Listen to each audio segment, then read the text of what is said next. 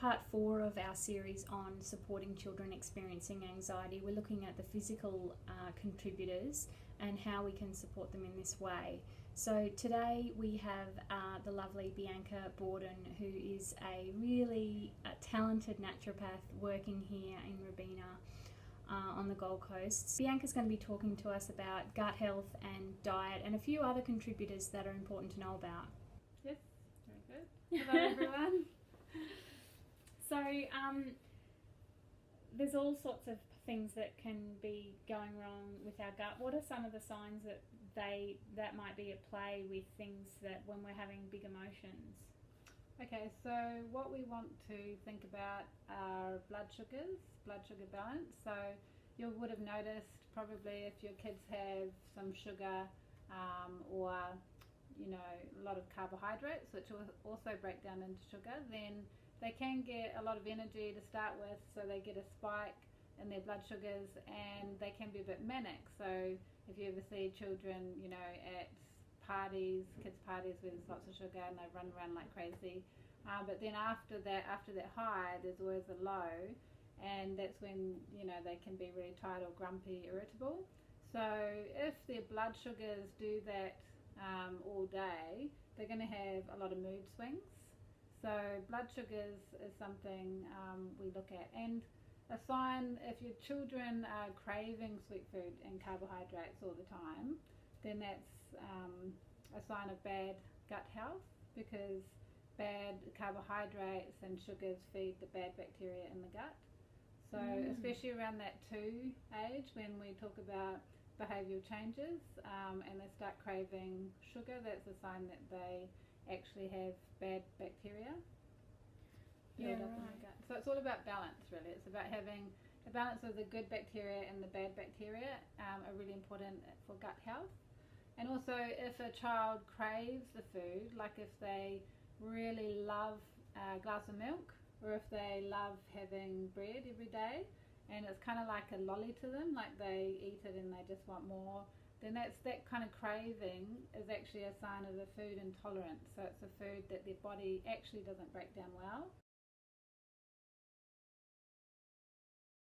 Undigested proteins from gluten and dairy in particular, they can cross through and bind to opioid receptors in the brain, so that will affect mood and concentration, and they create an addictive pattern. So children are actually addicted to these foods.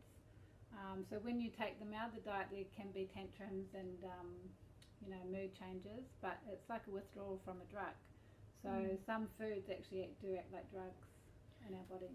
And so if, for example, your child is having a lot of anxiety, as a first port of call with diet, what would you try? I would be trying lots of good proteins in their diet, so especially for breakfast, because if they have, looking at breakfast cereal and breakfast foods is really important, that you're having like eggs, or I use rolled oats with some collagen powders for protein, or something that's really going to stabilize their blood sugars and keep them satisfied for a while, especially if they're going to school. Yeah. So protein's really good at balancing blood sugars. Okay. As opposed to say they have toast with honey on it, that's all sugar, or if they're having cereal from the supermarket, often that's just sugar as well, simple sugars, and a lot of them have food colorings and other things added. So keeping it really clean, eggs for breakfast, really good option. So what about sugar? There's so much talk about how bad processed sugar is. Some okay, or fruits, or are you going for natural sugars?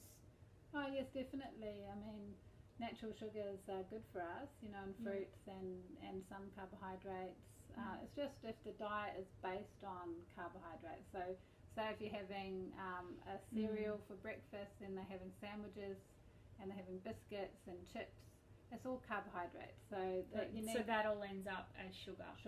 Yeah. I was devastated when I found that out. At what point do we get to the extent where we're thinking, okay, this is more than that, and I might need to go and get extra help to get testing done or anything and see someone like you?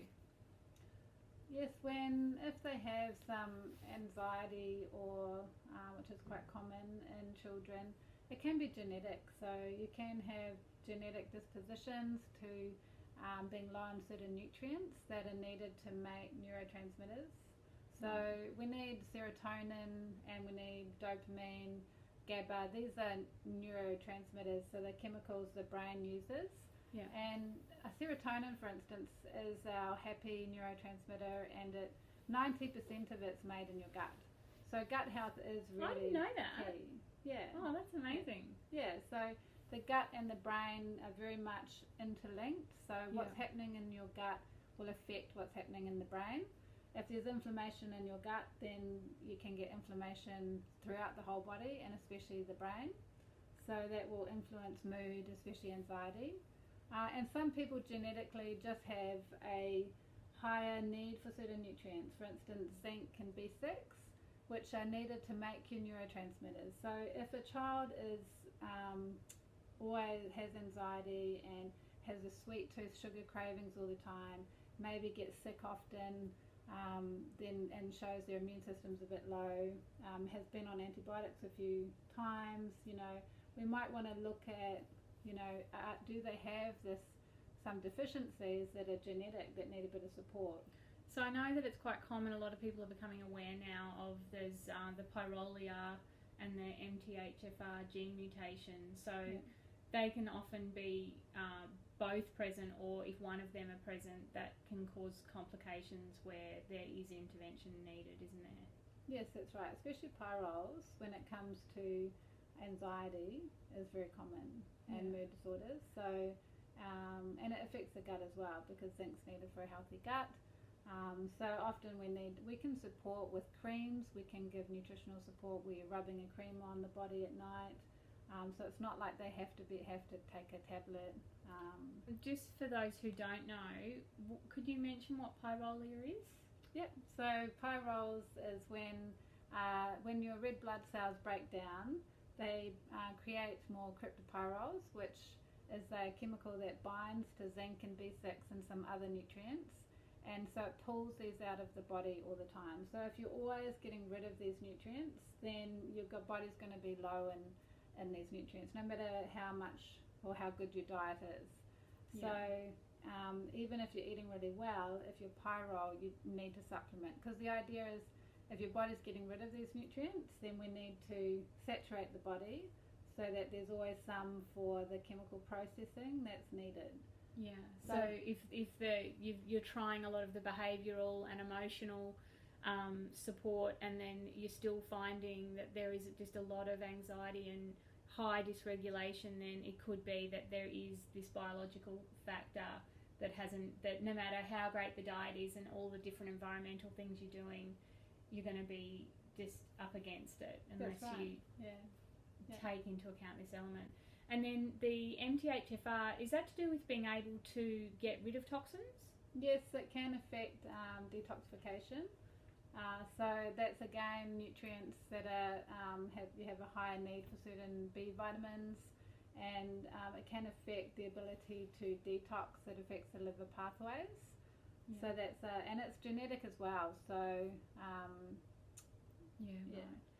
So getting tested for those kinds of things you do through a naturopath like yourself. Yeah. Is that the main way that people go about it? That's right, yes. Yeah. So it's just a urine test for Pyrroles, so that's quite easy for children. Yeah. And you can do a swab test, which can test for the MTHFR. Yeah. Okay, great. So we need a bit of expert help every now and then. That's right. And we do need to, I just want to point out another important factor. Like if you have bad bacteria in your gut, that can block neurotransmitter production. So if they have worms, you might think of doing a deworming through the chemist, but those dewormings aren't as successful as herbal medicine when it comes to kind of like clearing out the bad bacteria and putting the good bacteria in.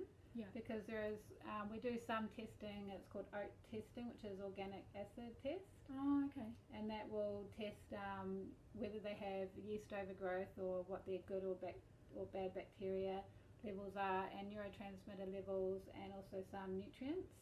So I use it a lot for children because it not only shows us their gut health but also their neurotransmitters levels and if they need support in those areas. Yeah. Okay, awesome. Well, thank you very much for your time. You're welcome. So Bianca's page can be found at Health by Bianca, and so I'll put a link below. And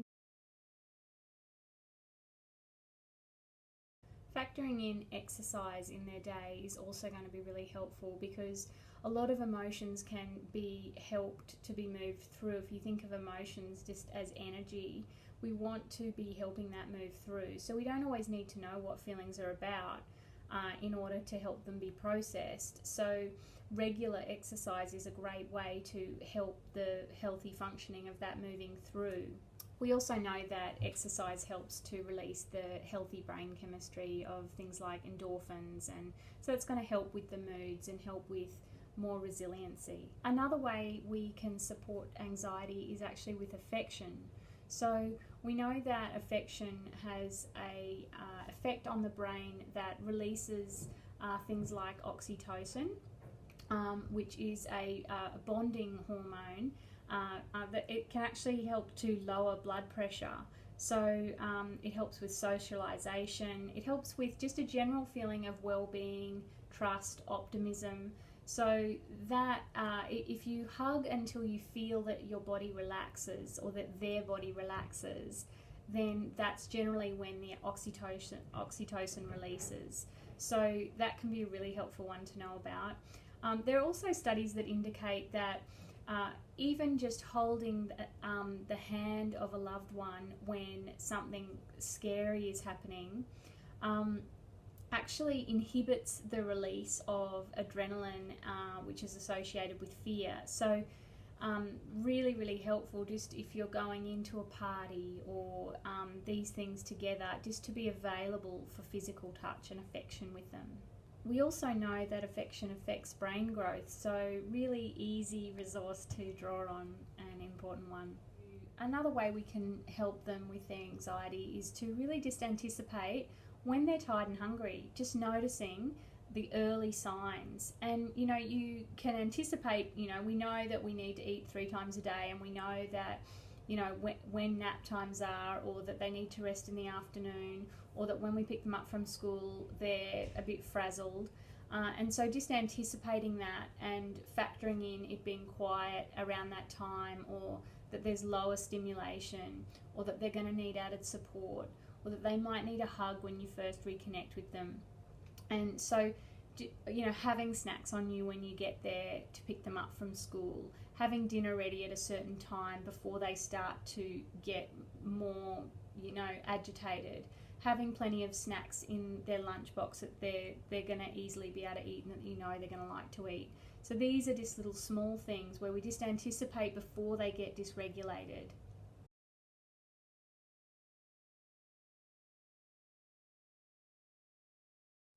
Another place that helps to soothe is you can put your hand on your forehead like this. You can do this, or they can do this to themselves. Another spot is the lower part of the head, so right here.